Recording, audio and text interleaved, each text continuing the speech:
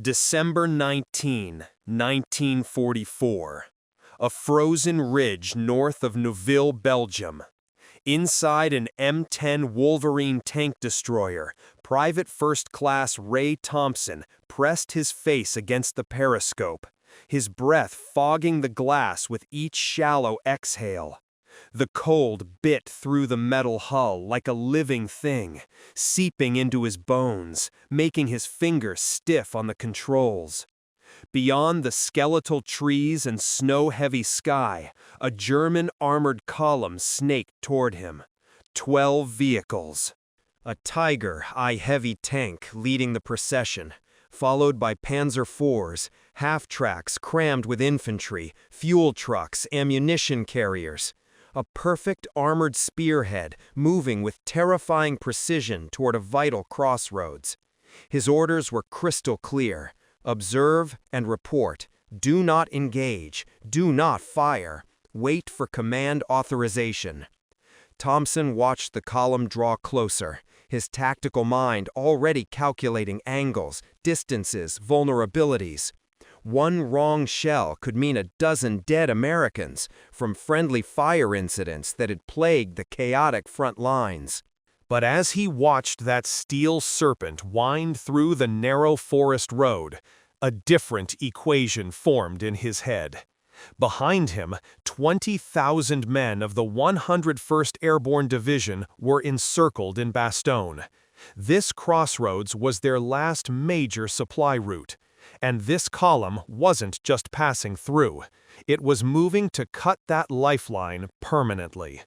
Waiting was no longer caution. Waiting was suicide. Without a single command, without clearance, without permission, Ray Thompson made a decision that violated every rule he had been taught. His hand moved to the firing mechanism, and everything changed. But to understand why that single moment mattered, you need to know who Raymond Charles Thompson really was. He grew up in western Kansas, the son of a mechanic and a math teacher. While other kids saw cars and tractors, Ray saw angles and leverage points, gear ratios and force multipliers. The world spoke to him in patterns. He enlisted in 1942, hoping for engineering training, and ended up as a gunner in the 702nd Tank Destroyer Battalion. His crewmates called him the Quiet Clock because of his methodical precision. Never rushed, never panicked, just calculated, aimed, fired. He had seen combat before, in the hedgerows of Normandy, where he watched friends die in the grinding chaos of close-quarters fighting. That experience taught him something the training manuals never mentioned. There were no lucky shots in war. Only patterns you understood and patterns you didn't. The survivors were the ones who learned to see the geometry of death before it saw them. So Thompson did something unusual for a gunner. He kept a notebook. In it, he sketched German vehicles from every engagement, noted their vulnerabilities, measured the angles where armor was thinnest. He studied them the way a chess player studies endgames, and he waited for the moment when that knowledge would matter. But there was something else everyone had to understand about December 1944. The propaganda wasn't coming from Berlin. It was coming from American command itself. The rule was simple and absolute. No one fires without confirmation from command. It had been drilled into every soldier after the German offensive began on December 16th. Operation Watch on the Rhine hit the American lines with over 200,000 men and more than 1,000 tanks, achieving total surprise. In the chaos, American units had fired on each other, mistaking retreating allies for advancing enemies. The friendly fire casualties were devastating. So command imposed the rule: hold your fire until ordered. It made sense in theory, but theory was crumbling under the weight of reality. The German advance was too fast. Communication lines were cut or jammed. Radio silence was often complete for hours. And the rule that was meant to prevent tragedy had become something else entirely. It had become a paralyzing dogma. A straitjacket that prevented American forces from reacting to threats until it was too late. Thompson knew the statistics because he had lived them. His M10's 3-inch gun could penetrate the 82mm side armor of a Tiger I at 800 yards, but it was useless against the 102mm frontal armor. Meanwhile, the Tiger's 88mm gun could punch through his thin 38mm armor from over a mile away. He was outgunned, out-armored, and alone on that ridge. The German column he was watching represented a textbook armored assault. Tiger for breakthrough, Panzer IVs for support, infantry for consolidation, fuel and ammunition in the rear.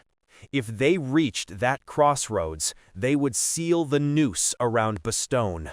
Thousands of American paratroopers would be cut off, starved, and eventually overrun. Thompson understood all of this in the space of a few heartbeats.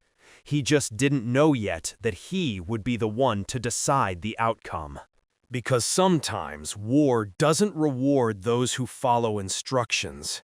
It rewards the ones who understand when to break them. The column entered the narrow, tree-lined road. Thompson watched them move with predatory focus. They weren't just moving down a road, they were entering a trap, and they didn't even know it yet. The road was flanked by dense forest on both sides, barely wide enough for 2 vehicles abreast. The Germans maintained their tight formation, confident in their armor, confident in American paralysis. The Tiger led, its massive profile unmistakable even in the winter fog. Behind it, the column stretched like a steel serpent, each vehicle trusting the one ahead, maintaining intervals, moving with the mechanical precision of a well-trained force. Thompson's hand moved to the elevation dial. His loader, Corporal Hayes, noticed the movement and froze. Thompson didn't look at him. He was calculating. Distance, 700 yards. Wind, minimal. Target, not the Tiger. That was the mistake everyone would expect. Hitting the Tiger's frontal armor would do nothing except announce his position and invite instant destruction. No, he was going to hit the third vehicle, a Panzer IV. His crosshairs settled on the tank's flank as it navigated a slight curve in the road. Thin armor, vulnerable. He exhaled slowly, steadying his breathing, and pulled the trigger. The M10 erupted with a violence that shattered the frozen silence of the Ardennes. The shell screamed across the distance and punched into the Panzer IV's side armor. The explosion was immediate and catastrophic. The tank shuddered, belched black smoke, and died in the middle of the road. The German column ground to a halt. Thompson didn't wait to see the result. His mind was already 3 moves ahead. Hayes, stunned for only a heartbeat, rammed another shell into the breach with practiced efficiency. The driver, Miller, adjusted their position slightly, backing them a few yards to change the angle. The assistant gunner, Kowalski, was already scanning for German infantry attempting to flank them. They didn't question him. They saw what he saw. The logic was brutal and perfect. Thompson's second target was already in his sights. The 6th vehicle, an infantry half-track packed with German soldiers. He fired.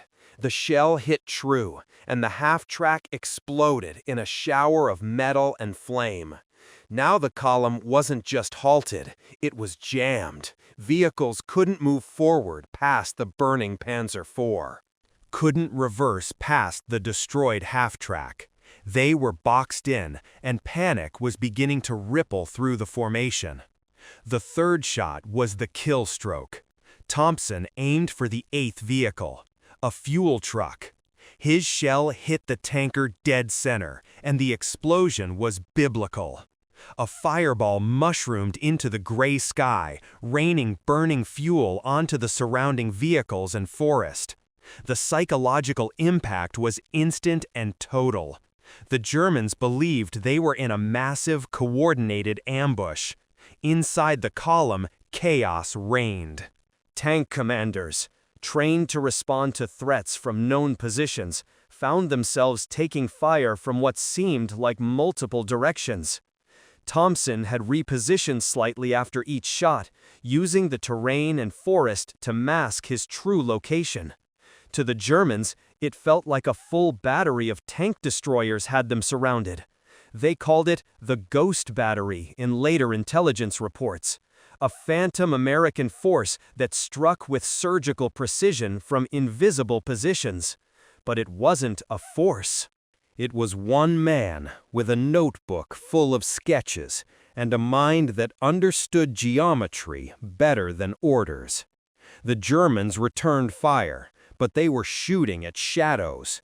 Shells exploded in the forest, tearing through trees, sending splinters of frozen wood screaming through the air. But Thompson wasn't where they thought he was. He was already lining up his next shot. The Tiger was pivoting now, its massive turret traversing slowly, searching for the threat. The tank commander knew his frontal armor was impenetrable. He was trying to present that armor, to dare the American gunners to waste their shells. But Thompson wasn't looking at the front. He was waiting, watching, calculating. The Tiger completed its turn, trying to bring its 88mm gun to bear. For just a moment, for just a sliver of time, the hull exposed its side. 82mm of armor, vulnerable at this range. Thompson fired his fifth shell. The round hit the Tiger's side plating and punched through.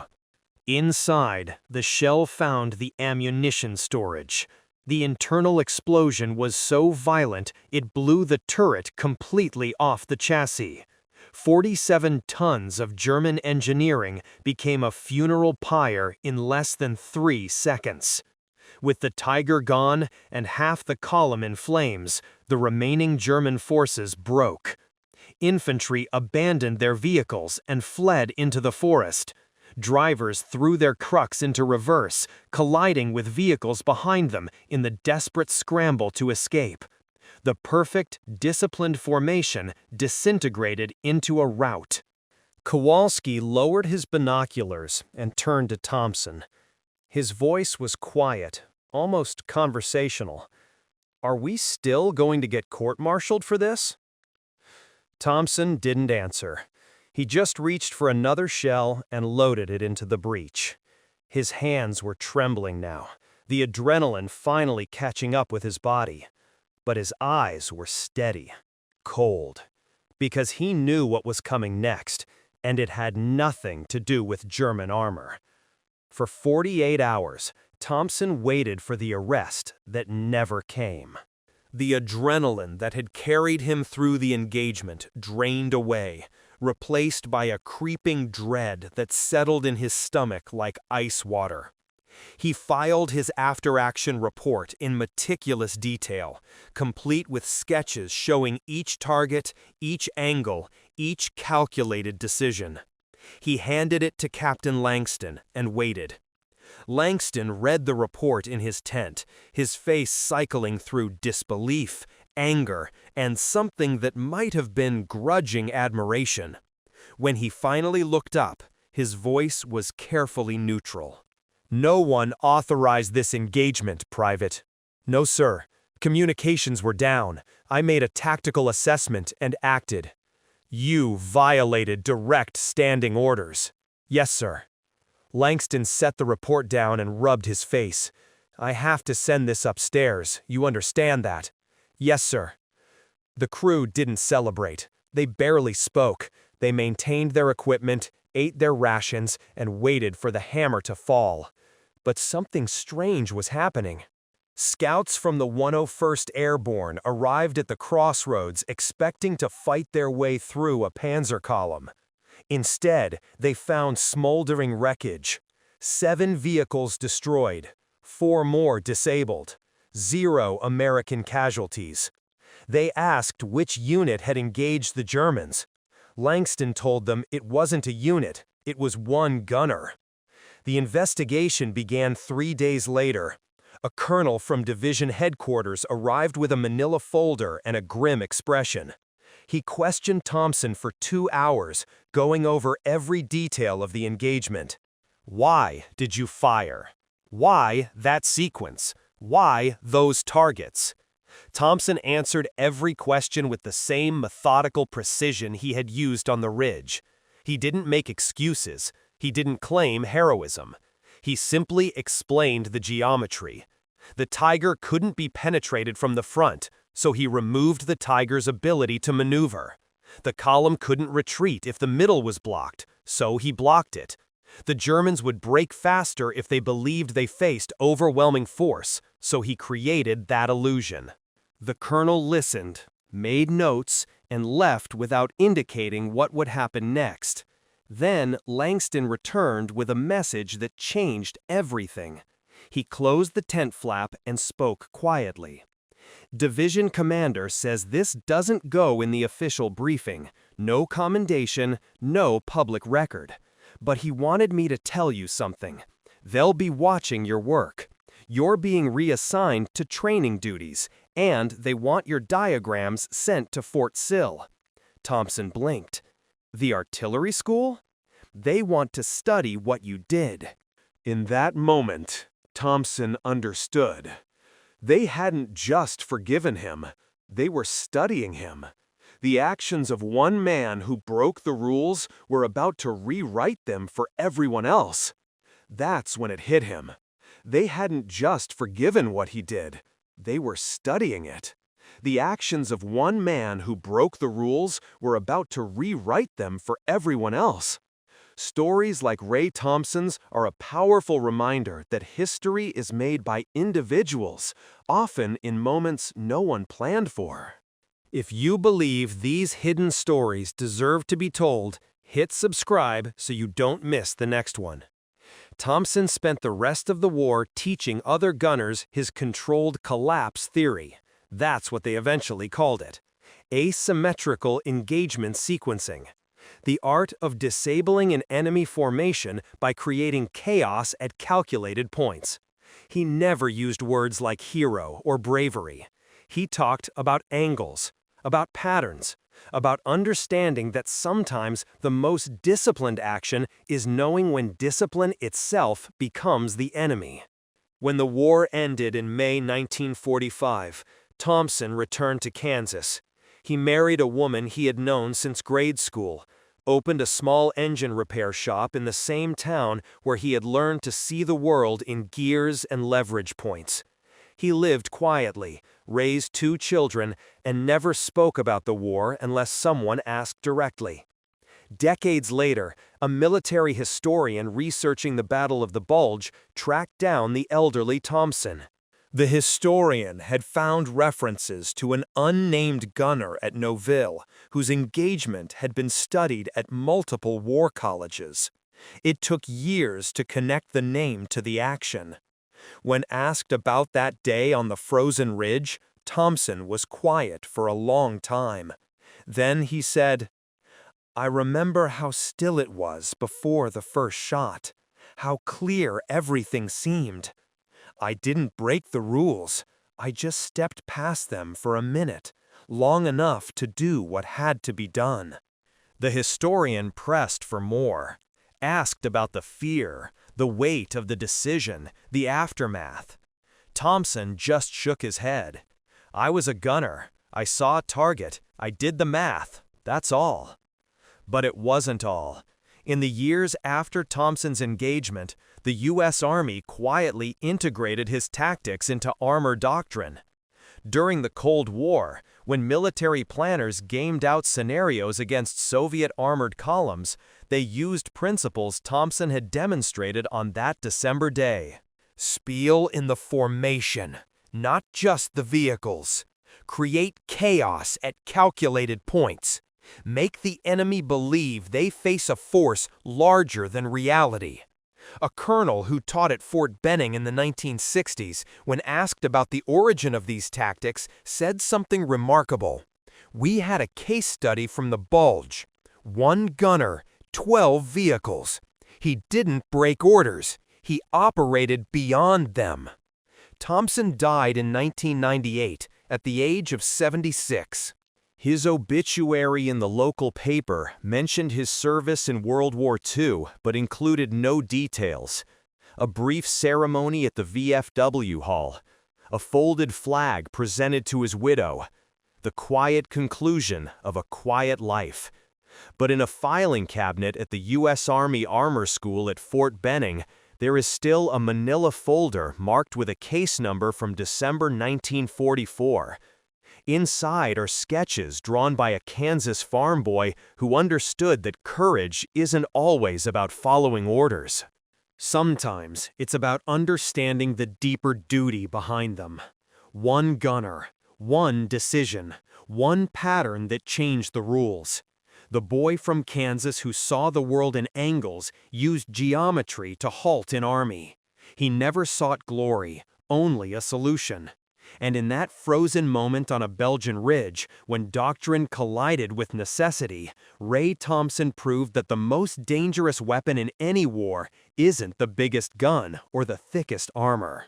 It's a disciplined mind that knows exactly when to break free from discipline itself. That's the story they don't teach in the textbooks. The story of how one man's disobedience became everyone else's doctrine. The story of Ray Thompson, the lone gunner of Noville, who understood that sometimes saving lives means breaking the rules designed to protect them.